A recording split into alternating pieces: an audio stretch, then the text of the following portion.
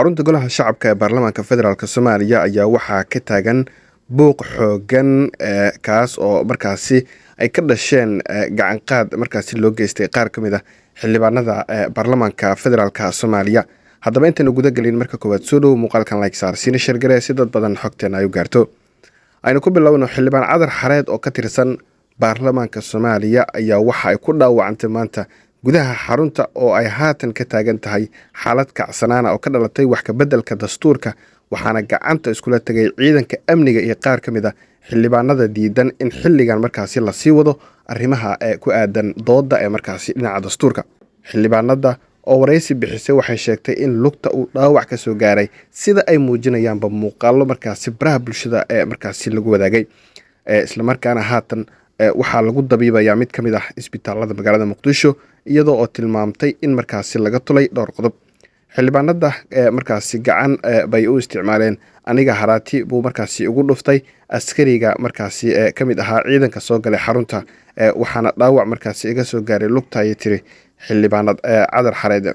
waxaa kaloo intaasi sii raacisay hadda waxaan joogaa isbitaalka Yardameeli, waqti xaadirkan waa lay tulayaa, weliba dhowr qodob waxaan rabaa xuquuqdeyda iyo xaqayga in aan markaasi u doodo, waana ku laabanayaa ayay markaasi tiri iyada oo hadalkeeda sii wadata xildhibaanad markaasi Cadar Xareed. dhinaca kale senator Maryam Faarax Kaahin oo ka falcelisay dhaawaca xildhibaanada ayaa sheegtay in xaaladda faraha ka baxday islamarkaana lagu tumanayo shuruucdii dalka.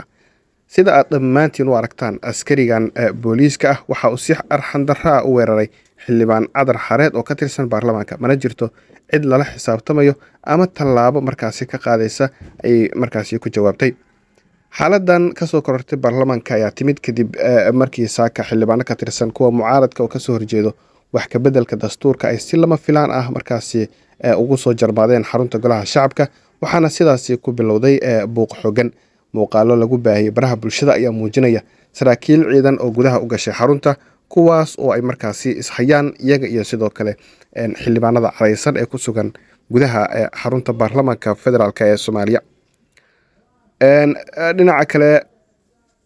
warbaahinta madaxa bannaan ayaa loo diiday in ay gudaha u gasho hoolka baarlamaanka iyadoo ciidamo booliis ah markaasi la keenay xarunta golaha shacabka, waxaana haatan jirtay xiisad xooggan oo u dhexeysa ciidamada markaasi booliiska ah ee halkaasi guddoonka baarlamaanka uu keenay ee uu dalbaday iyo sidoo kale xildhibaanada golaha markaasi shacabka, gaar ahaan kuwa diidan arrimaha dooda markaasi dastuurka oo khilaaf xooggan u ka taagnaa muddooyinkii u dambeeyey xilli shirkii magaalada markaasi Muqdisho la filayay in uu ka qabsoomo ee u dhexeeyay dowladda federaalk Soomaaliya oo dhinaca iyo golaha mustaqbalka Soomaaliyeed oo u dhow yahay inuu markaasi fashilmo, maadaama dowladda federaalka tallaabooyinka ay qaadaysay maalmihii lasoo dhaafay oo ay qayb ka tahay arrintan hadda ee wax ka bedelka dastuurka ay wiiqayso, islamarkaana ay sii kala fogeynayso dhinacyada, islamarkaana meesha ka saarayso wax kasta oo wada hadal ah oo dhinacyada markaasi dhexmari lahaa. shalay ee ahayd markii diyaarado markaasi ciidamo markaasi ilaalada madaxweynayaasha Puntland iyo sidoo kale Jubbaland dib hawada looga celiyay kadib markii dowladda federaalk Soomaaliya ay ku andacootay in ay sameeyeen khalkhalgelin amni, isla markaana aan ciidan intaasi la eg magaalada Muqdisho looga baahneen, isla markaana ay jebiyeen waxyaabihii markaasi ay ku heshiiyeen madaxda dowlad goboleedyada Puntland iyo sidoo kale Jubbaland. wixii warar ay ku soo kordha xaaladda kacsan ee xarunta golaha shacabka ee baarlamaanka federaalk Soomaaliya wararkeena xiga ayaad ku daawan doontaan haddii uu eebba idmo daawadayaal.